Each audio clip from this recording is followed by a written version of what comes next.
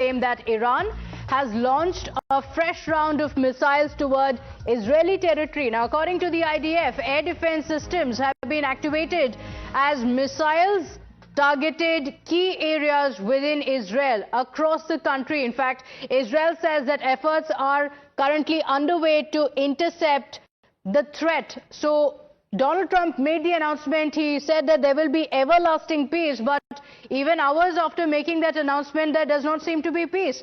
While it is ceasefire that has been announced by the US president, it does not seem to be reflecting on the ground. We have experts joining us this morning. Lieutenant General Sanjay Kulkarni, defense expert on the broadcast with us, and Professor Madhav Nalapad, geopolitical analyst, also on the broadcast with us. Lieutenant General, is it a ceasefire that has been announced on social media but actually not reflecting on the ground? After Trump made that announcement, for hours now there have been attacks. Would you say that we need to wait for a few more hours to see, or is this again theatrics that's playing out on social media with no reflection on the ground? Thank you, Pratibha. I think, it takes a little time for the ceasefire to come into effect, for the final orders to be given to the troops to stop firing. All of it takes time. So let's not think that it is just on paper. I'm quite positive that it is a ceasefire and negotiated, facilitated, and will be implemented by the United States of America without doubt. Netanyahu has himself gone in air to say, yes, the ceasefire is there. I'm told there is a U-turn from the foreign minister of Iran also. He also accepts that the ceasefire is there. Of course, the conditions are there that neither side should fire on each other, which hopefully they will not fire on each other. I think it's a huge, big achievement. There is no denying the fact what was a 6-day war in 1967 is a 12-day war in 2025, and hopefully it should end the hostilities between Iran and Israel, because primarily the hostilities commenced in somewhere around 1970, and obviously with the view of wanting to throw out Israel and wipe out Israel from the map of the world. All that talk must stop now, and it's very essential. Both the countries don't have a border in common. They're almost 1,500 kilometers apart, and therefore it's a very good news, and I think we should all accept it with positivity. I have no doubt. But would it be foolhardy to be so positive? That's the only question that comes in, because Trump has also, Professor Madhav Nalapad, spoken about the 12-day war. Does that undermine the hostilities between the two nations? And it doesn't talk about the history between two nations. Would you say that, or would you say it's only talking about the escalating tensions between the two nations? And he says that this ceasefire will continue forever. Within hours, he has gone from calling Iran the bully of the Middle East to now saying, God bless Iran.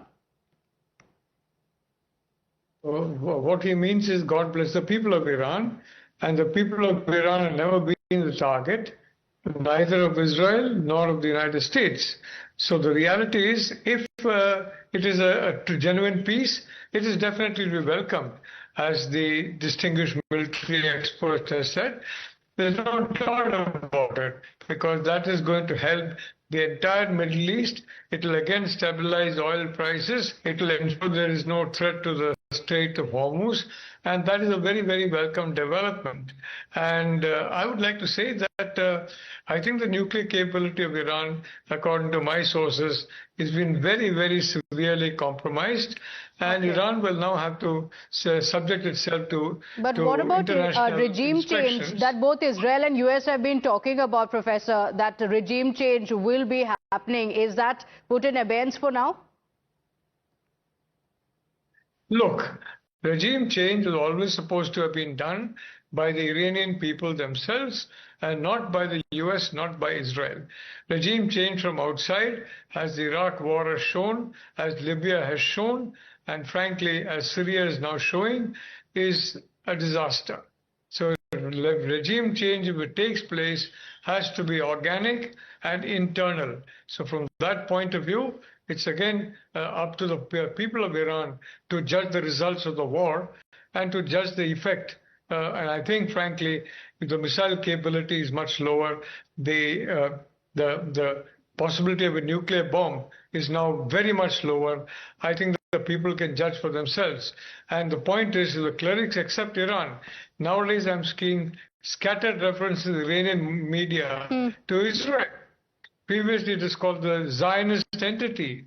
Nobody called it anything other than the Zionist entity. Now they started calling it Israel.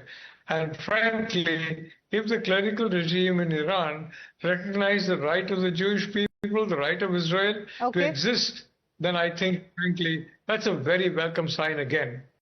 Okay, so then peace may be on the anvil after all. That's what you're saying, that it may take some time, 24 hours like Donald Trump has said, but there could be a ceasefire because Iran is also well aware of the capabilities that it has. In fact, earlier in the day, it did strike the US base, but it was only with prior warning being given to Qatar. In fact, we have more updates coming in. With the announcement coming in from the US President Donald Trump that there will be ceasefire and it's going to be everlasting peace in the Middle East.